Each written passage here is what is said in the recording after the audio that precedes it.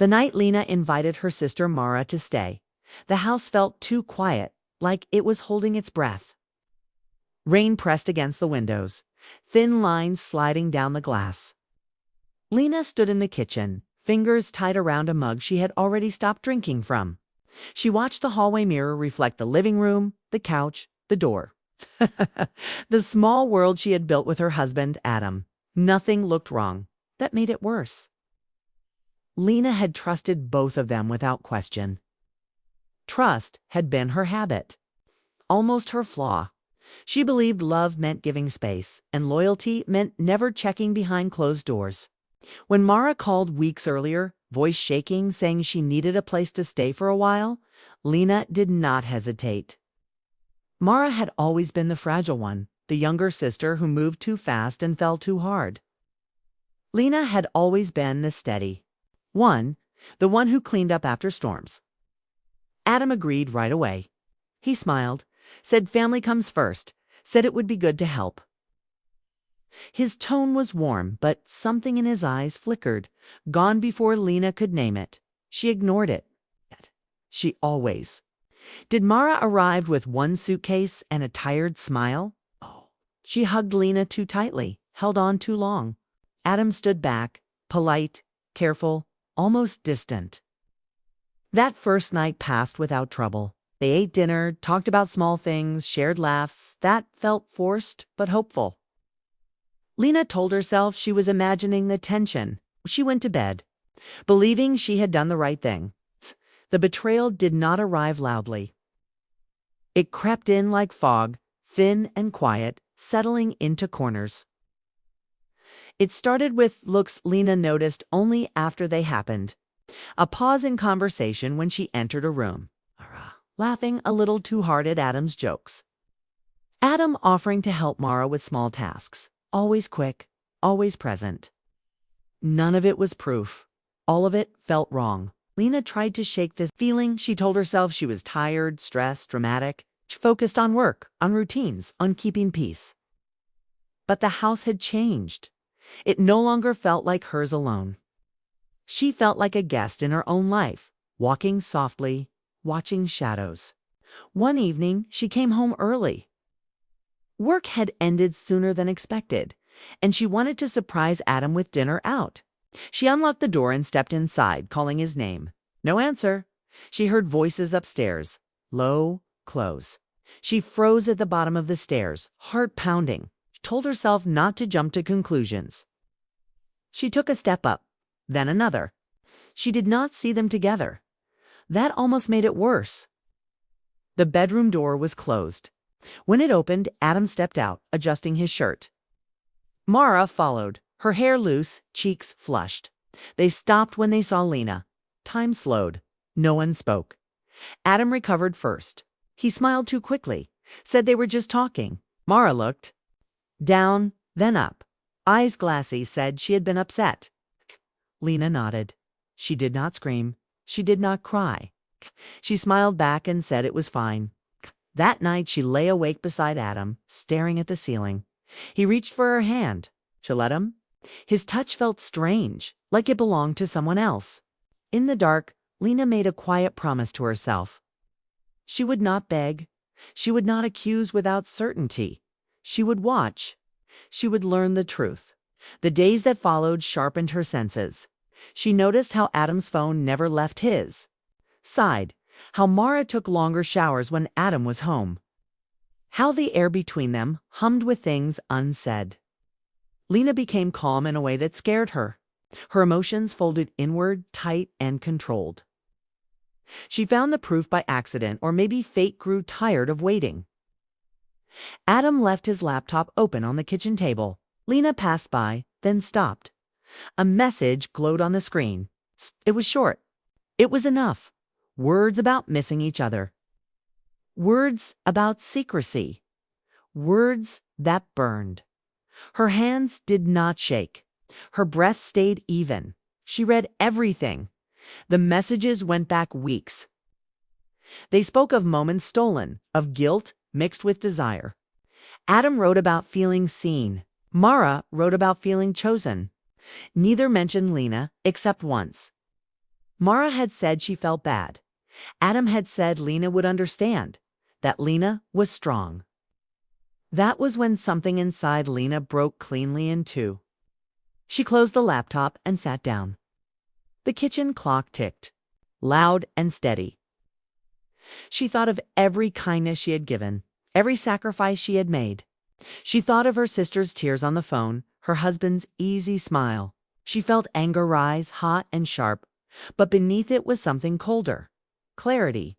When Adam came home, Lena greeted him like always. She cooked dinner. She asked about his day. He answered easily, lies smooth from practice. Mara joined them, quiet, eyes avoiding Lena's. Lena watched them both, memorizing their faces, their movements. She felt like she was seeing strangers wearing familiar skin. That night, Lena did not confront them. She planned. Revenge did not come to her as rage. It came as order. She began to think carefully, step by step. She wanted them to feel what she felt, but she did not want chaos. She wanted control. She wanted truth brought into the light in a way they could not escape. Yet doubt followed her. In quiet moments, she questioned herself. Was revenge worth it?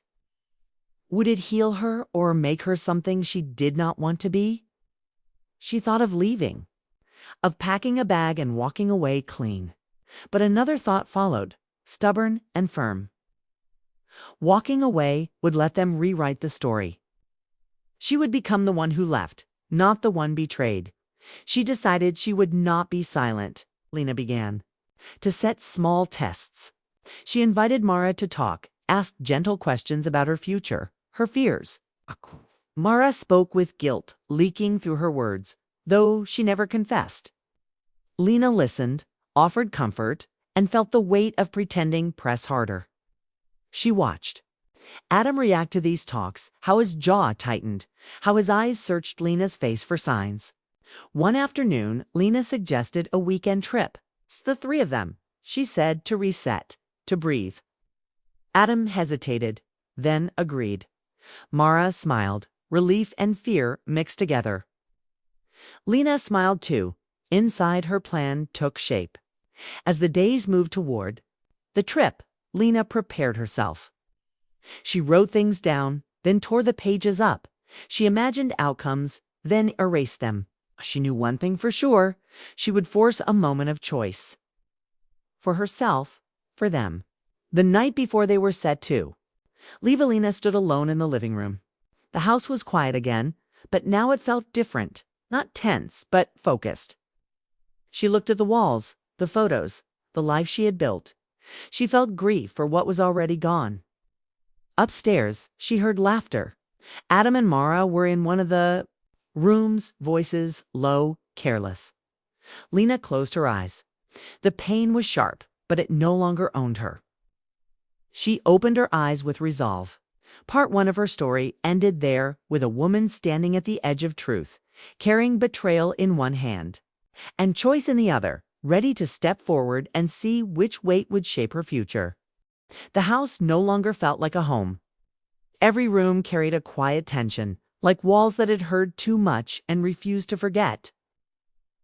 Sarah moved through her days with careful control, smiling when needed, speaking when expected, and staying silent when silence felt safer. After the night she discovered the betrayal, nothing inside her was calm.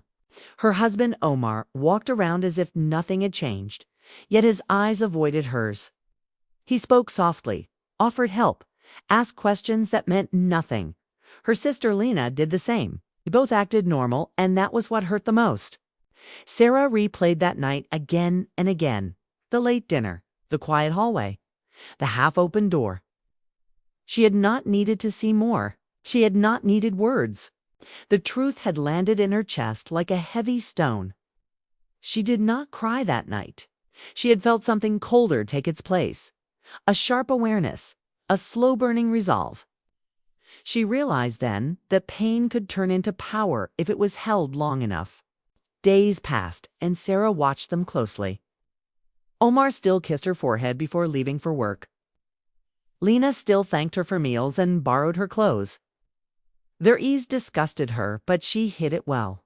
She became an observer in her own life, collecting details, noting patterns, storing them away.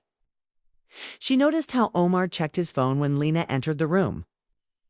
She noticed how Lena avoided mirrors when Sarah was near. Guilt had a shape, and Sarah learned to recognize it. At night when the house slept, Sarah lay awake, staring at the ceiling. Her thoughts raced, but her face stayed calm. She asked herself what revenge meant. Was it exposure? Was it punishment? Or was it simply control? She did not want chaos. She wanted clarity. She wanted them to feel what she felt, even if only for a moment. Oh God. But she also feared what revenge might turn her into. She began planning quietly. Not with anger, but with focus. She read about betrayal, about forgiveness, about women who had chosen silence and women who had chosen fire. None of the stories felt exactly right. This was her life, her wound. She needed her own answer. She decided that whatever she did, it would be clean, no shouting, no scenes. No word she would regret later. Sarah changed small things first. She stopped sharing her feelings with Omar. She stopped defending Lena when others asked why she was still living with them. She created distance, not cold, but space. Omar noticed. He asked if she was tired, if something was wrong. She told him she was thinking about her future. It's true, just not the way he imagined. The tension between the three of them grew heavier each day. Lena became restless. She stayed out longer. She laughed louder, as if noise could push guilt away. Omar grew impatient, snapping over small things, blaming work stress. They were both cracking, and Sarah saw it clearly. The balance of power had shifted, even if they did not know it yet. One afternoon, Sarah overheard them whispering in the kitchen. She stood still behind the door, her heart steady. Lena's voice shook as she said they needed to be careful. Omar replied that Sarah suspected nothing. That lie settled something. Inside her, she realized then that waiting was no longer enough. The truth would rot her if she held it too long. Still, she hesitated. At night, doubt crept in. She thought of her marriage, of the years she had built with Omar. She thought of childhood memories with Lena, shared secrets, shared pain. Revenge suddenly felt heavy, like it might crush more than just them. She wondered if walking away would hurt less, but every time she imagined silence, she felt herself disappear. That was something she could not accept. Sarah began documenting everything. Messages left open, glances caught in reflections, conversations remembered word for word. She was not gathering proof for others. She was gathering strength for herself. Each detail reminded her that what happened was real and that her pain deserved acknowledgement. Omar sensed the change in her. He tried harder, planned a dinner, brought flowers, spoke about trips they could take together. Sarah thanked him and smiled, but she no longer leaned into his touch.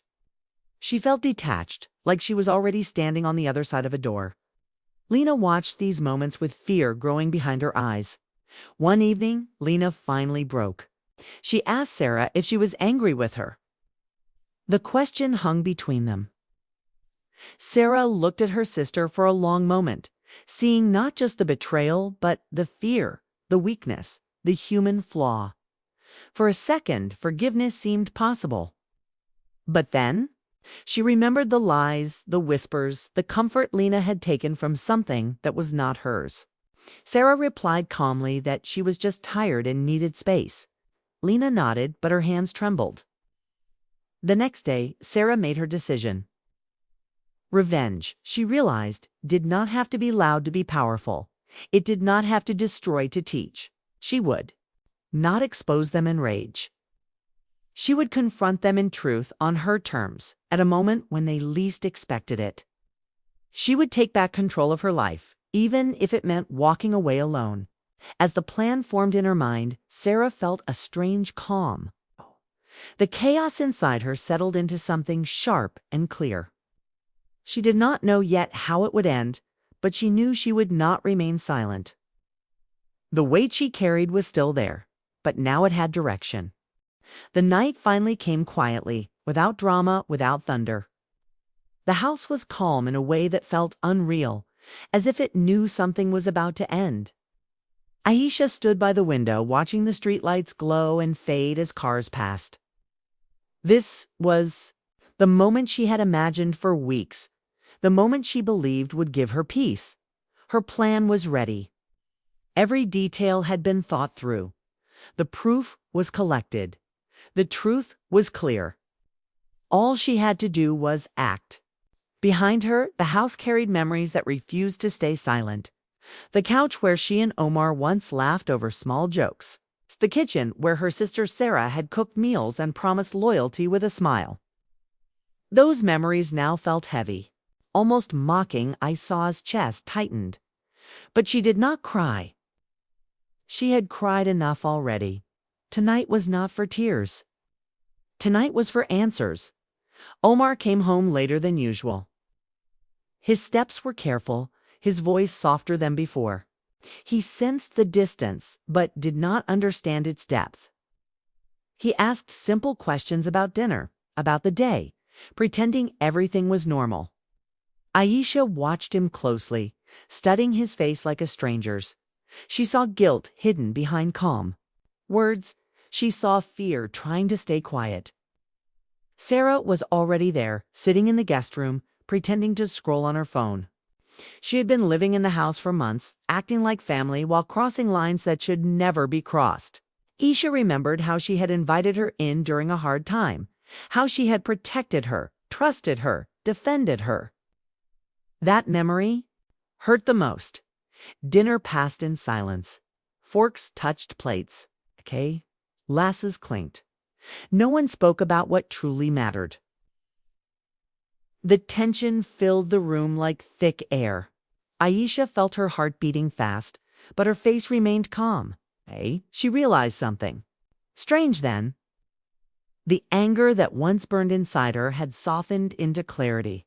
She was no longer blinded by pain. She could see everything clearly now. After dinner, Aisha asked them both to sit in the living room. Her voice was steady, firm. Omar looked confused. Sarah looked nervous but tried to hide it. They sat, leaving space between them as if distance could protect them from what was coming. Aisha took a deep breath. This was the moment. She could expose everything, watch their faces fall, watch shame take over. She could destroy the lies in one breath. For weeks, this had felt like justice. This had felt like power. She began to speak. She talked about trust, about how fragile it is. She spoke about family, about promises made in quiet moments. She did not raise her voice. She did not accuse directly. Her words were calm, controlled, sharp in their truth. With every sentence, Omar shifted in his seat. Sarah stopped pretending to look at her phone. Then Aisha revealed what she knew. The messages, the late nights, the stolen moments disguised as concern and support. She did not show the proof yet. She only spoke the truth, letting it sink in slowly. Omar's face went pale. He opened his mouth, but no words came out. Sarah's eyes filled with tears, but Aisha felt no sympathy. Tears did not erase betrayal. Sarah finally spoke, her voice shaking. She said she never meant for it to happen. She said she felt lonely, unseen, confused. She said Omar had been kind when she needed kindness. She said it started small. It always starts small. Omar tried to explain next. Said he felt ignored, misunderstood, pressured by life. He said he never planned to hurt anyone. He said he made mistakes. Aisha listened without interrupting. She noticed something important then. Neither of them spoke about her pain first. They spoke about their reasons, their justifications, their comfort. That realization hurt more than the betrayal itself. Silence followed, the kind of silence that demands a decision. This was the point where revenge was supposed to happen. Aisha could show the proof to everyone who mattered. She could end reputations, break bonds, leave nothing standing. She could walk away knowing she had taken something back. But as she looked at them, she felt something unexpected. Not forgiveness, not weakness, but control. She understood that revenge would tie her to this moment forever. It would keep her trapped in their choices, would give them power over her peace.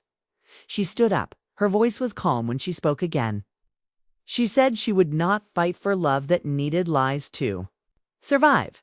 She said she would not compete with betrayal. She said she deserved honesty, even if it came with loss. She turned to Sarah first. She told her that betrayal from family cuts deeper than anything else. She said trust, once broken, does not return the same. She asked her to leave the house by morning. Not in anger, not in violence, but with finality. Then she turned to Omar. She told him she would not expose him, not because he deserved mercy, but because she deserved peace. She said their marriage had ended the moment loyalty did. She asked for separation, clear and clean. Omar looked shocked. He had expected yelling, punishment, chaos. He had expected revenge. What he received was something heavier, consequences without drama. Sarah began to cry openly now, apologizing again and again. Aisha did not respond. Some apologies come too late to matter. That night, Aisha slept alone for the first time in years. The house felt strange, empty, but also lighter. Her heart ached, but her mind was quiet. There were no plans left to execute, no anger left to feed, only truth. In the days that followed, the changes came quickly. Sarah left, taking her things, and her regrets with her. Omar moved out soon after. The house that once held secrets now held silence. People eventually noticed the distance, the separation. Questions came, but Aisha kept her story simple. She did not share details. She did not seek sympathy. She chose dignity. There were moments when anger returned, late at night when memories replayed without warning. There were moments when revenge whispered again, tempting her with imagined satisfaction. But each time, she reminded herself of the calm she felt the night she chose to walk away. She began to rebuild her life slowly. New routines, new boundaries, new strength. She learned that healing is not loud. 'Tis quiet, steady, and personal. Months later, Aisha realized something important. Revenge would have given her a moment. Walking away gave her a future. She had not won by destroying others. She had won by refusing to let betrayal define her. And that, she understood at last, was the most powerful choice she could have made.